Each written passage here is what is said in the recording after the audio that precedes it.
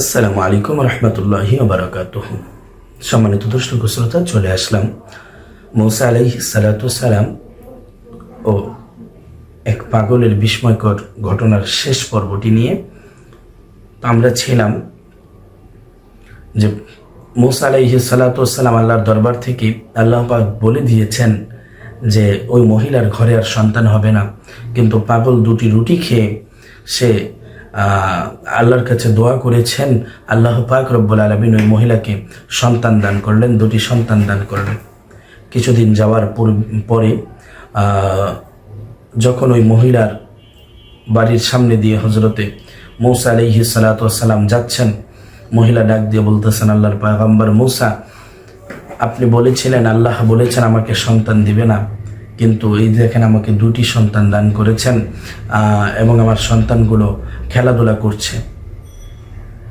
এমত অবস্থায় মূসা আলাইহিস সালাতু ওয়াসসালাম বললেন, এটা তো সম্ভব না, এটা কিভাবে সম্ভব?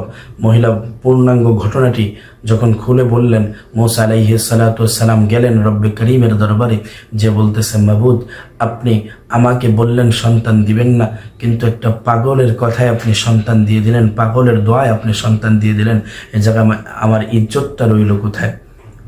আল্লাহ রব্বুল আলামিন বলতেছে, মূসা রে, আমি তোমার প্রশ্নের জবাবটা পরে দিচ্ছি, আগে তুমি আমাকে মানুষের কলিজা এনে দাও। আল্লাহ, কলিজা আপনি কি করবেন? যে কলিজা আমি খাবো, তুমি আমাকে কলিজাটা এনে দাও। মূসা আলাইহিস সালাতু ওয়াসসালাম ছুরি এবং পেয়ালা নিয়ে কলিজার সন্ধানে বের হয়ে গেলেন। এক এক করে অনেক মানুষের কলিজা সে সন্ধান করতে থাকলে, আল্লাহ কলিজা খাবেন এই বলে যখন সে মানুষের কাছে যায়, কলিজা চায়, মানুষ পাগল পাগল বলে তাকে তাড়িয়ে দেয়। কিন্তু পথিমধ্যে এক পাগলের সাথে দেখা, ওই পাগলকে যে বলতেছে যে, পাগলারে, আমার আল্লাহ রব্বুল আলামিন চাচ্ছে কলিজা খাওয়ার জন্য, তুমি কি তোমার কলিজাটা আমি মূসা পয়গম্বরকে দিবা? আমি আল্লাহর দরবারে তোমার এই কলিজাটা পৌঁছায়া দিব। পাগল বলতেছেন, পয়গম্বর, আপনি আপনার ছুরিটা আমাকে দেন। কি করলেন? নিজে নিজে বুকটা ছিঁড়ে কলিজাটা বের করে দিলেন এবং দিয়ে বললেন, এটা আমার মালিককে দিয়েন, যে মালিক আমাকে সৃষ্টি করেছেন, যে মালিক আমাকে সৃষ্টি করে আমাকে এই অবস্থায় রেখেছেন, ওই মালিক খেতে চেয়েছেন আর আমি দিব না। মূসা আলাইহিস সালাতু ওয়াসসালাম পেয়ালা নিয়ে রব্বে করিমের দরবারে গেলেন, বললেন, আল্লাহ, আপনার জন্য কলিজা এনেছি। পূর্ণাঙ্গ ঘটনা যখন আল্লাহ পাকের কাছে ভেঙে বললেন যে, আল্লাহ, সমস্ত মানুষের কাছে গিয়েছি, কিন্তু সবাই আমাকে দূর দূর পাগল বলে তাড়িয়ে দিয়েছে, কিন্তু পথিমধ্যে এক পাগলের সাথে দেখা। ওই পাগল আল্লাহ আপনার প্রেমের পাগল, যে তাকে বলতে দেরি কিন্তু কলিজাটা দিতে দেরি হয় নাই। আল্লাহ পাক বলতেছে, মূসা, তোমার সাথে কি আর কলিজা ছিল না? মূসা আলাইহিস সালাতু ওয়াসসালাম বুঝতে বাকি রইল না এবং আল্লাহ রাব্বুল আলামিন বললেন যে, মূসা, এই পাগল আমার কথা শোনার পরে আর বিলম্ব না করে কলিজাটা কেটে দিয়ে দিল, তো এই পাগল যখন আমার কাছে কিছু চায়, আমি কি তাকে দিব না বা তাকে আমি না দিতে পারি? মূসা আলাইহিস সালাতু ওয়াসসালাম আর কিছু বললেন না।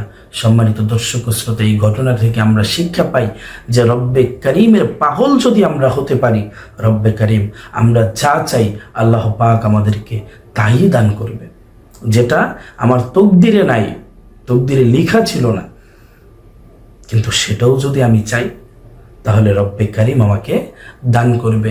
কিন্তু শর্ত হলো, রব্বে করিমের উপর পাগল হতে হবে, রব্বে করিমের প্রতি ভালোবাসা থাকতে হবে, রব্বে করিমের হুকুম হাকামগুলো পরিপূর্ণভাবে আমাদেরকে পালন করতে হবে।